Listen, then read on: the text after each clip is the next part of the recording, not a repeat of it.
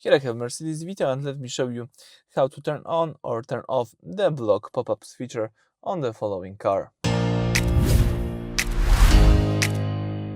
So basically, if you are using the Mercedes Infotainment system and the browser app, let me show you how to use Block Popups. So all you need to do is use the following home screen, choose MB apps, and then let's select browser.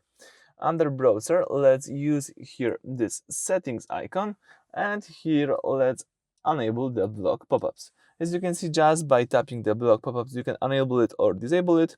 What it does when this is checked, the browser prevents websites from opening new window or pop-up advertisements automatically. When you should use it, it keeps your browsing experience clean and prevents annoying ads from covering the content you are trying to read while parked.